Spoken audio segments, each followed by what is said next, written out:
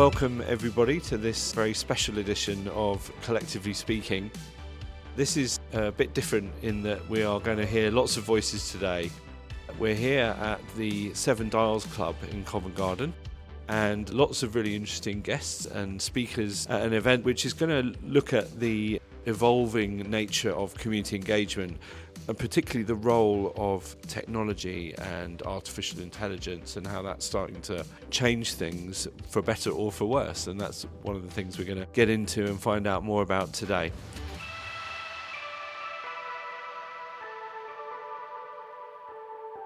My first guest here, who we're going to hear from as a speaker giving a presentation later too, is Matt Rain from Digital Urban. Digital Urban's really interesting because it's getting into that space around how do you engage and communicate with people in a way that perhaps younger people are becoming more and more accustomed to, because it uses computers, but also in the sense of gaming and the metaverse and virtual reality. And so really interested to hear more about that, Matt. Welcome, and maybe you could tell us a bit about yourself and how you got into this in the first place. Yeah, great. Thanks, Max. Thanks for having me. My background really is public sector. I worked for the first 10 years of my career in police agencies, most recently the National Crime Agency. So my background is about human behaviour. At that time it was about understanding, analysing and interpreting offender behaviour. It's something that's kind of a common theme that's always run through my career, analysing, interpreting, understanding and then trying to change human behaviour. Because from that I moved into local authorities, and I mainly dealt with learning and development, organisational development, so training people in terms of leadership and other skills as well. And then I sort of moved into regen while I was in the local authorities. And I used my background in engagement and human behaviour and understanding that to try and help and bring that to a regen situation.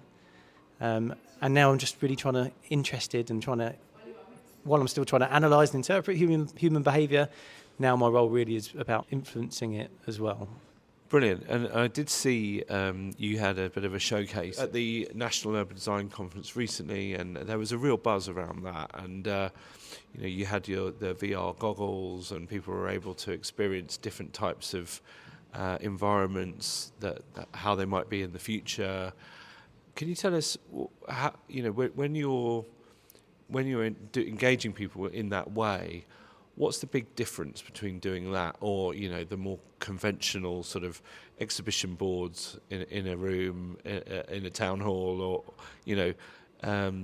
interested to know what you think the difference is. Well, I think there's a massive difference. I think there's a number of factors that I think these digital tools are really beneficial when it comes to community engagement. I think the first one is inclusivity. It makes information much easier to understand. It's much more visual, the tools that we use. So virtual reality, we have a video game version often of proposals that we have. We have an interactive touch table. And we know that the average reading age, for example, in England is between that of an 11 and 14-year-old. The NHS tailors their communication to that of a 9-year-old audience. So what I find frustrating, I think, from maybe local authorities and in planning in general is the overly complex technical nature of some of the concepts that you're trying to communicate to the general public. And if you're a member of the public with a national average reading age or lower, or your English isn't your first language, or you find it difficult you have a different learning style to maybe some people who gather their information from reading, as many people do, you can often find the consultation process quite exclusive.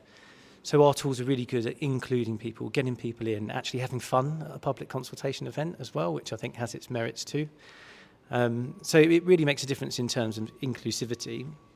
It makes a huge difference in terms of people's understanding of schemes. If you can immerse somebody within the proposals, then they're much more likely to understand what they mean for them. So we often find that people, as I'm sure everybody does, are a bit nervous when it comes to change or things that are new. We hear the term NIMBY bandied around quite a lot. But actually what we find is that if we can immerse them within the future of their place, then they're much more likely to understand the reasoning behind why things are done and actually understand what that future place will look like. And they also often talk about how things felt as well. You know, how did it feel to them? And we can enhance how it feels with staging. So we did a magic carpet ride for Folkestone where we had a fan going, which sort of gave the experience as though they were flying through the air. We've worked with the RHS where we played with scent and buzzing sounds and bees to try and really transport people into the place or the proposals that they're seeing. And we find that's really impactful in terms of their understanding, but also in terms of their behaviour as well. If people can make those emotional connections to future places, they're much more likely to understand them and maybe want to go back to them as well. So when people come off of our experiences, if there are good developments out there, they're often more supportive of them. They may have come in beforehand not being very supportive of them, but we find that we can change their mind. And in the same token, if there's a really shoddy development there, it's really clear to see that from the outset. You stick it in a virtual reality or a video game, it's really clear to see the rubbish design out there. So we're giving benefit to good proposals because we're letting people see them in their true light, but we're also shining a light on those bad ones as well, which I think as you know, an urban design professional, I think you and many others listening will be pleased to hear.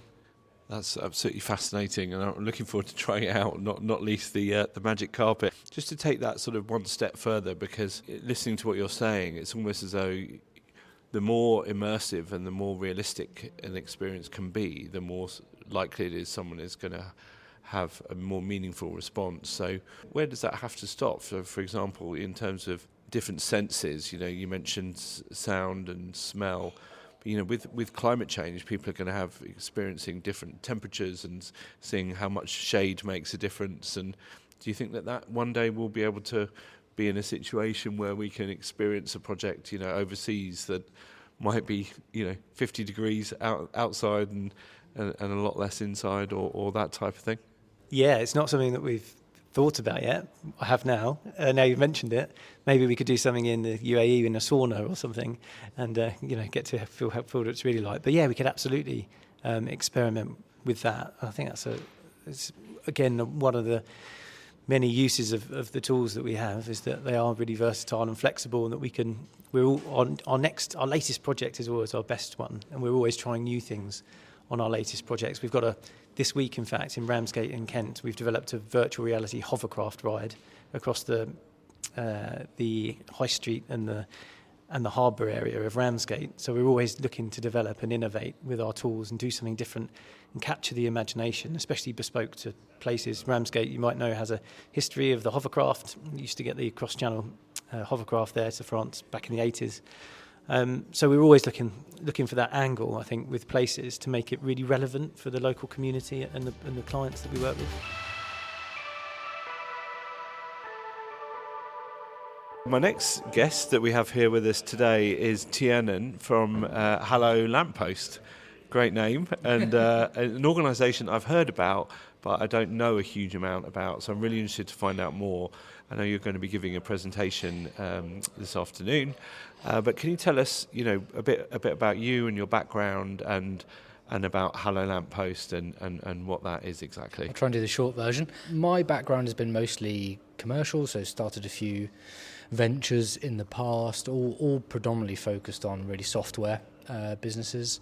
But before that, actually, coincidentally, my experience and my career started off in real estate and surveying. So actually looking back, it gave me a lot of understanding about how we as society use physical places, how we interact with them, how we influence them, and how we feed back about them. So actually, you know, looking retrospectively gave me a great grounding for founding Hello Lamppost. And fast forward a little bit, so founded Hello Lamppost with my two co-founders in 2018. And the short story really is we provide digital assistance for any place.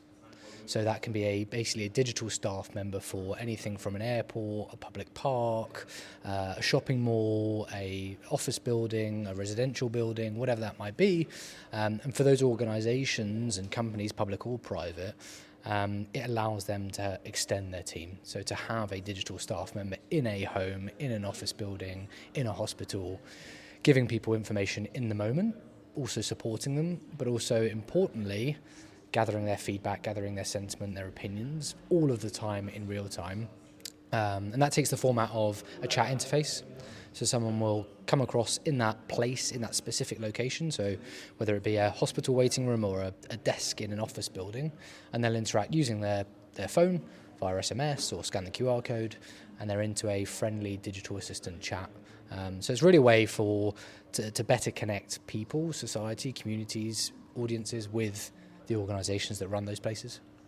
Okay, really interesting. I'm looking at an image in the background of a human hand and a robotic hand, and I'm wondering, does Hello Lamppost actually extend to having a robot that might do that, the chat box type thing, or is it always through the app and the phone? No plans as yet to have physical robots, but that's not to say that won't happen in the future. But at the moment, yeah, it's purely software. So we're trying to lower the barriers. So actually, there's no separate app for a user to download. They just scan the QR code or SMS a phone number. So they don't even need to have a smartphone necessarily. And if they scan the QR code, it just opens up a browser. So they don't need an account or a login or a separate app to download. So we really want to lower the barriers to entry for us, people using a place to get information and support, but also for councils or landlords or whoever they are, not only to better support more people, but understand their needs better. So if we're talking about a built environment project and it's sort of very early days before there's a sort of even a concept or a scheme, but you're wanting to find out what people think about that area, that place. The name Hello Lamppost suggests you might even have the QR codes up on lampposts, and then how does that then sort of evolve as it might get into sort of planning, construction? Do you stay with the process all the way through, or? Yeah, absolutely. I mean, one of our mottos really is meet people where they are. One of the kind of early observations that we found is certainly when it comes to engagement and gathering opinions and feedback is it's mostly desk-based. Yes, you have kind of in-person events, but that perhaps only meets a small segment of the audience or a community. So being able to meet people where they are in that place that's relevant for that consultation or project allows you to be there every step of the way. So yeah, it might be signs in a park, for example, or whatever that site is, that location is, that allows people to interact and the system can ask people questions and their opinions. Once it goes into construction, then hoardings can go up. We're working on a site, Olympia site in Kensington in London, and there's signs on their hoardings gathering people's sentiment and opinions and feedback, right through to operational. So once something exists, the consultation, the engagement shouldn't stop there. At the end of the day, you're still providing a place and a service for people. You should listen to those end users. Okay, and so we're now about to kick off the formal proceedings, and we're going to start with an open mic session. We're in the Seven Dials Club in Covent Garden, and it's probably best known for having comedy nights, and that's what sort of gave us the idea of following a similar type of format where anyone can say anything about the topic and no holds barred. So it went really well the last time we did this. Let's see if we can do it again. Now we're talking about a more specific topic. My name's John Little. I'm one of the co-founders of Beta Streets, a street design visualization software company. I think the potential is huge.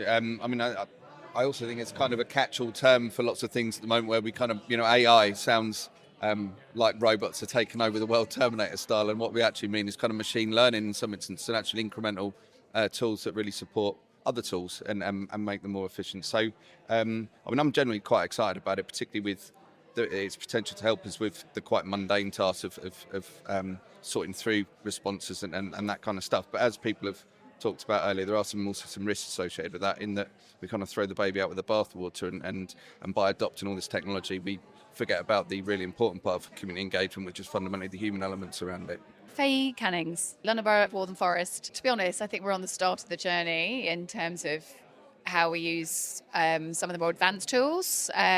We've certainly used platforms like Commonplace, which I think has proved really, really valuable in terms of how we reach more diverse communities. But it's been about making sure that we ask the right questions, that we target the right information, and we gain that feedback in the best possible way to inform our decisions. So we've just had to take quite an informed approach to how we do that, and then making sure that we then follow through with that information and we can actually utilize it to best effect.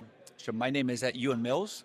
I'm the co-founder of Blocktype. We're a technology company that helps property developers and planners understand how much housing they can fit on a site. So, and I think it's going to change everything. This is more than a tool. It's the first time we're building a technology that can actually generate information which is indistinguishable from humans, right? And I think when we have a technology that can do that, it becomes incredibly hard to know what is real and what isn't, right? Information is changing everything. So my name's Suresh. I'm from Boyden, and I recruit C-suite individuals into the social housing sector. My concern is if AI is a learning tool, it's the data that's going into it which is giving us answers back for what we're looking for. But if the data isn't there from segments of society, are we, or will it, therefore, leave out certain aspects and give us answers that don't cover everybody? And therefore, are we really representing society and those in particularly disadvantaged areas correctly or fairly? And it's such a powerful thing. I think another one of the members here talked about how it can create things rather than react, which is even scarier, because what are you saying then? You can create or fabricate a voice which hasn't necessarily engaged. You think you have a thought process, or it can create a thought process around coming up with an essence of what would be said by those individuals and give you that narrative. So even if they haven't engaged, you're trying to create a narrative to engage with. That again is quite scary. And I guess for somebody who's a little bit, maybe I'm not in tune with it enough to understand that the power for me was always the personal relationship. Is this going to allow us to just get to more people? That's all it is. And so it's been a fascinating conversation so far.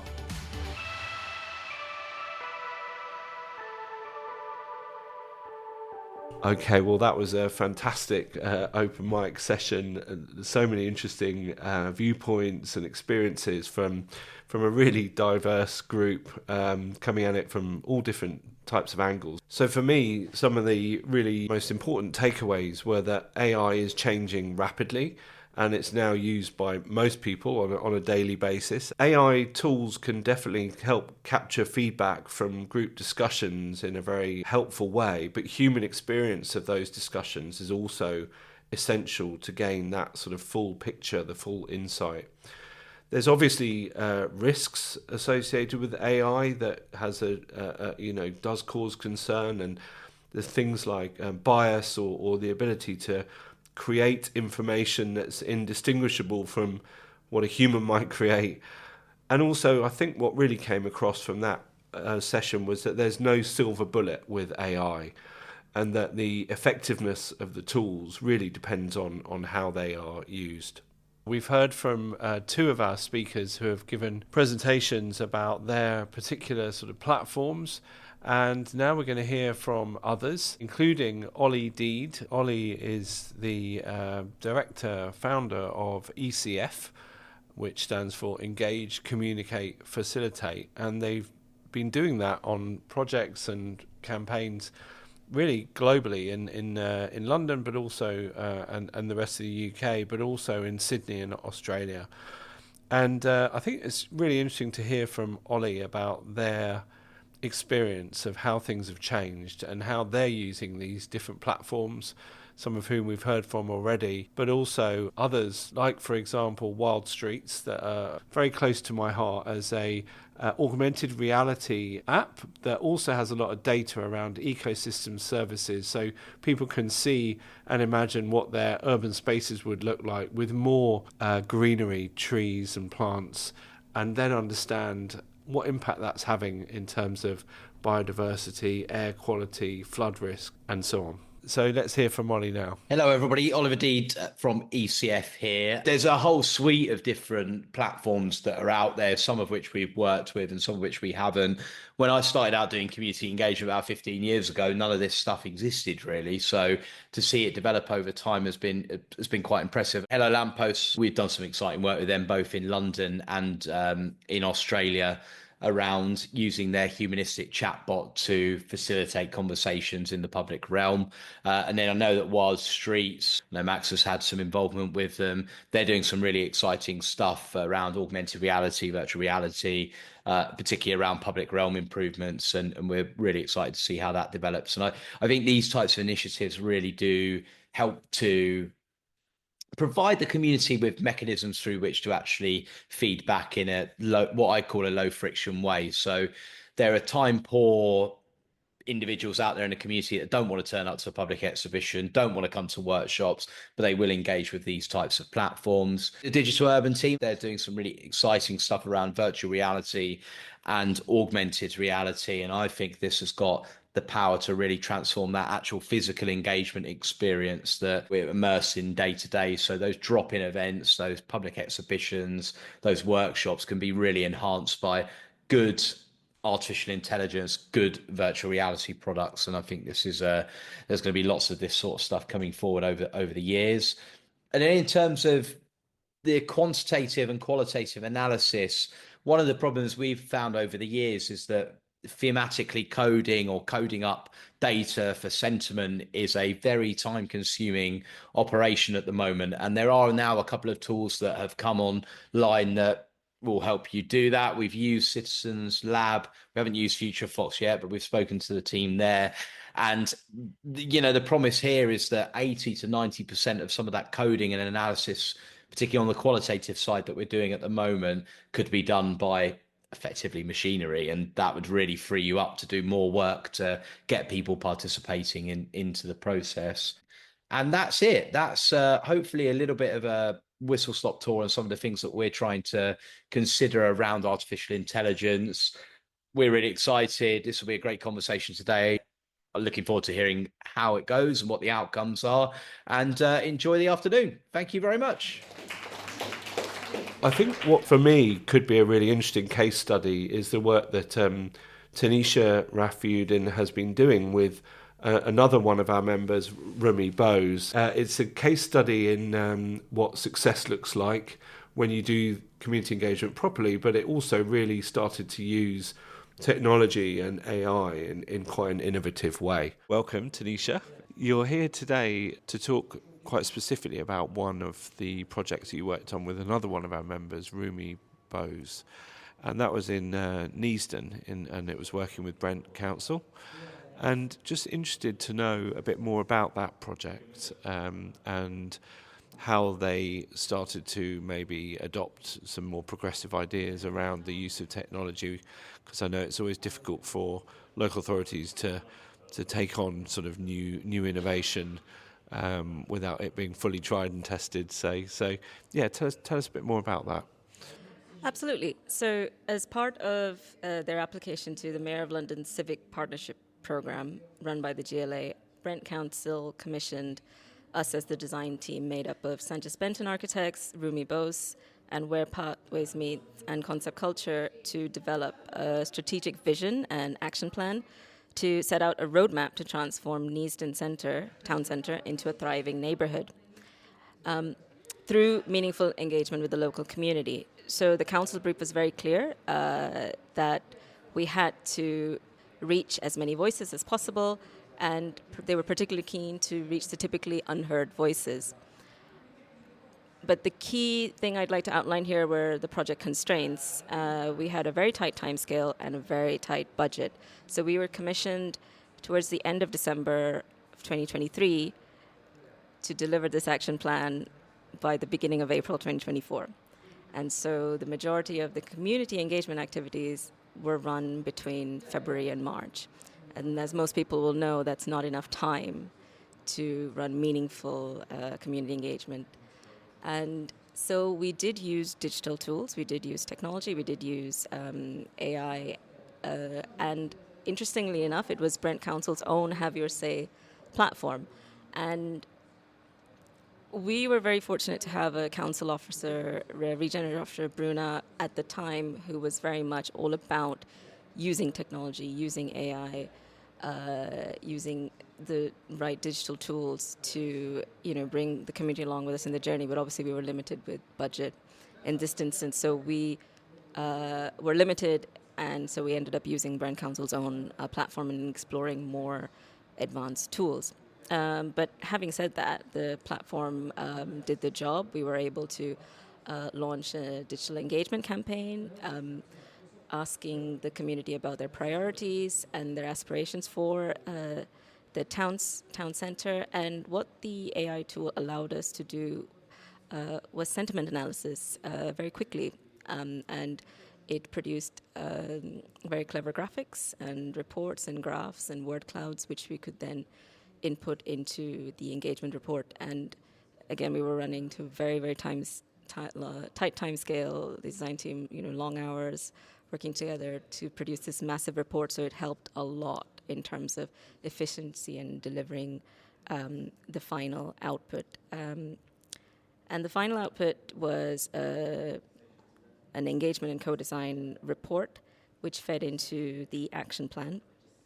And it was all about, and the vision was all about delivering a fairer, safer, greener, healthier, connected and more diverse Neasden.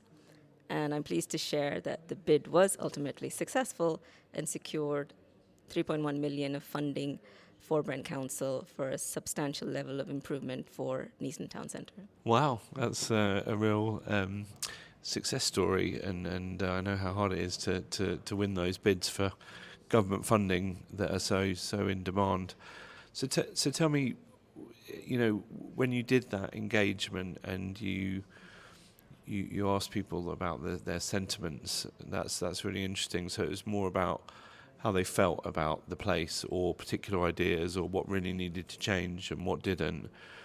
Can you think of anything specifically that came up that maybe was interesting that you hadn't thought of, that came through that process that ended up being part of the bid? Or No, sadly, no. I think the sentiment analysis kind of reflected what we already understood while we met through the in-person engagements as well. The residents feel neglected.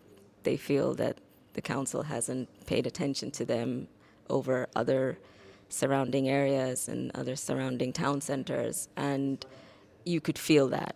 So I wouldn't say that it shared anything new, but I think it enabled people to be honest and upfront about what they felt.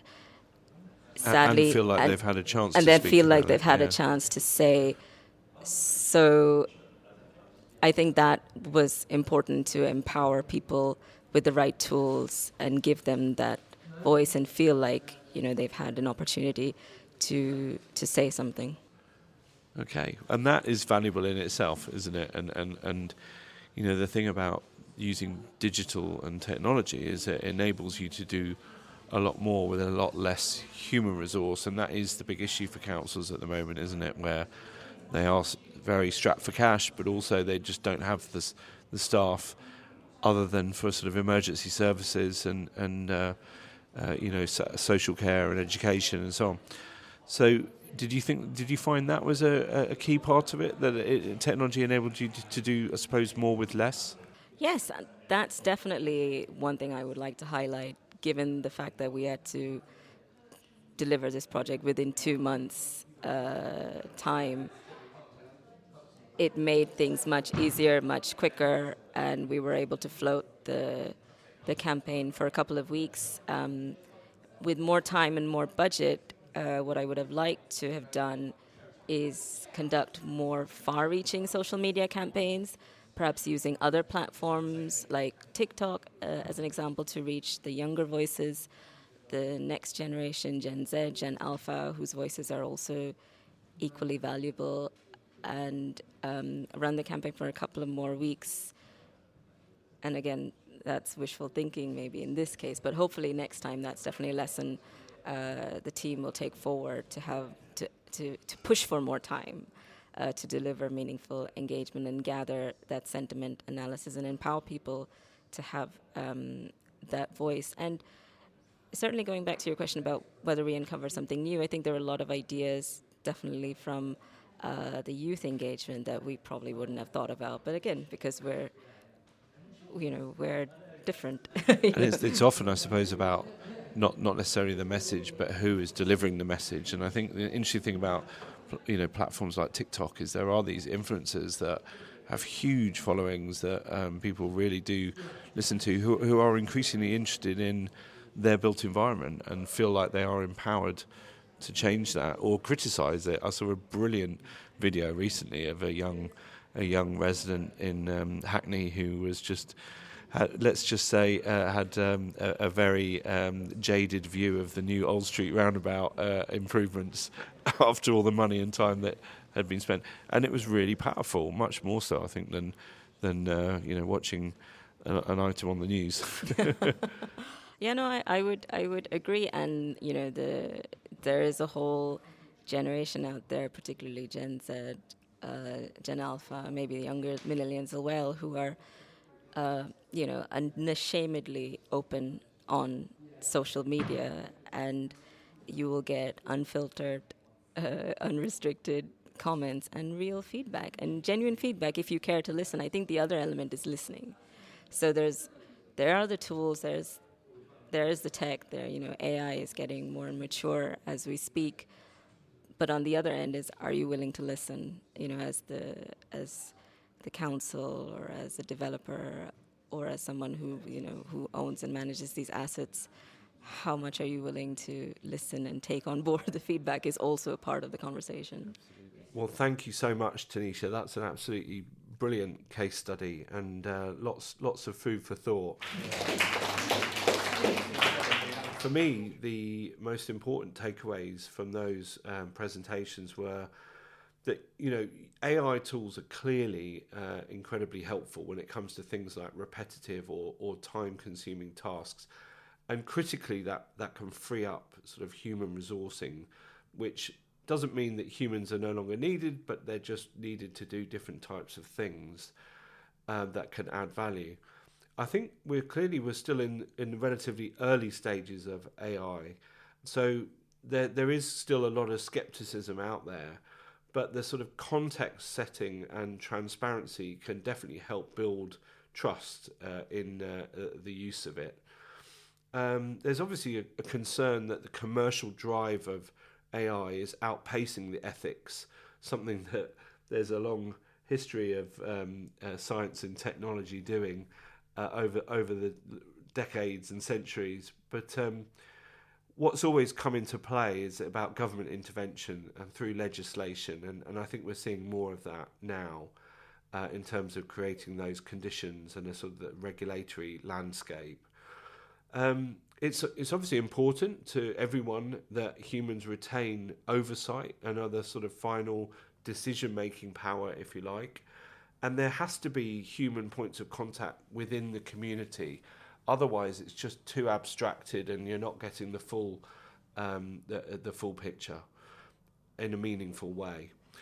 I think that one of the interesting things that came up is that the reach of community engagement can definitely be extended, whether that's through social media, targeted ad campaigns, but also being able to go out to people and using these types of innovative engagement methods that are more appealing and more commonplace, excuse the pun, for younger people or people who have English as a second language. It's about having a variety of tools at your disposal to make sure that the largest number of people can contribute to their places and how they're developed. So we're going to open up to a panel discussion now and invite the audience to ask questions and open it up to a wider conversation.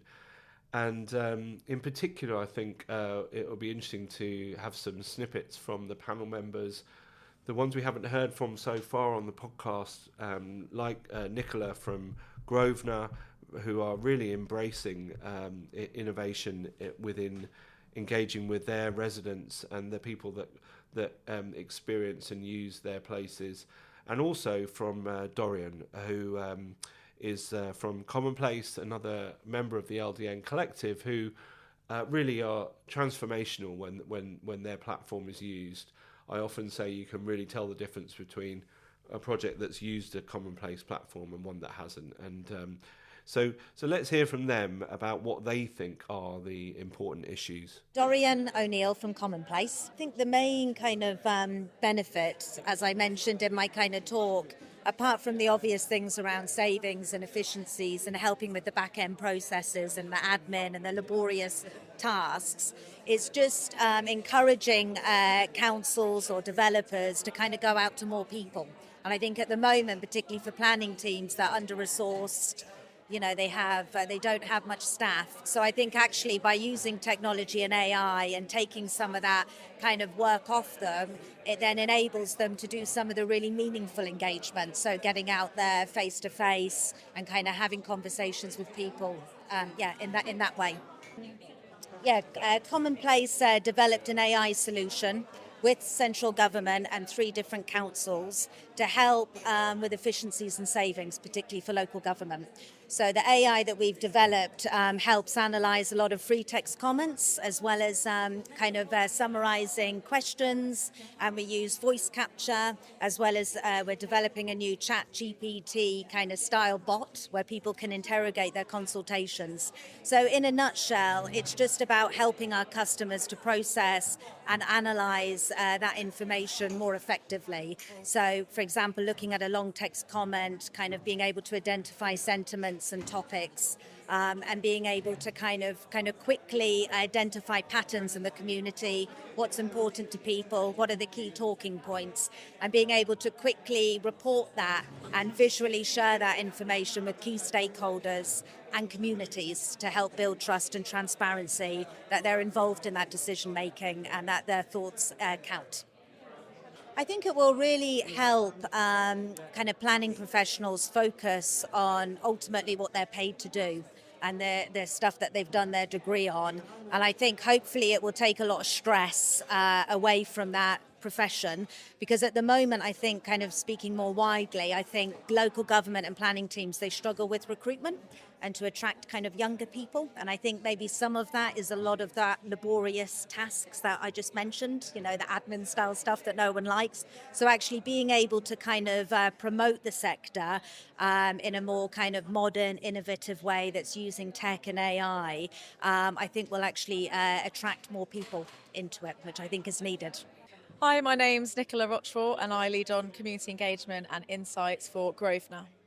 Grosvenor is a property company that has over 300 years of experience in making and managing places, and we wear many different hats: investor, developer, partner, landlords, and part of my role is making sure that people in our business understand what they need to do to engage the varied but wonderful communities in the places that we work properly.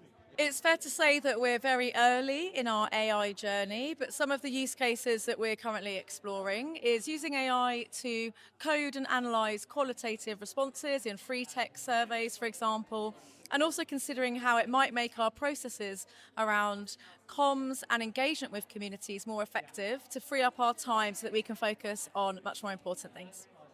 I think a good outcome from the use of AI at Grosvenor is definitely making sure that our quality of engagement is not suffering, but that we're able to make our processes much more efficient. Wow, so some incredible insights there, and it's been such a brilliant day today, and so good to get everyone together. I hope this experiment with a live podcast with multiple voices comes out as well as the event itself did, and I hope it encourages more people to come along to our future events. We're very open to suggestions for topics and themes. I think in the new year we are likely to look at new towns, new settlements. Clearly this government's drive to build 1.5 million homes over the next 5 years is going to need support from everybody to help achieve that critical mission. So that's one important topic, but please do let us know any others, and you can keep up with the LDN Collective and find out more about different projects and initiatives by signing up to our newsletter on the website or following us on our various social media platforms. So I just want to say to everyone that's listening, everyone that's listened to the various sort of podcasts that we've done this year, the second series, to have a brilliant and enjoyable festive break, and look forward to re-engaging with you all in the new year.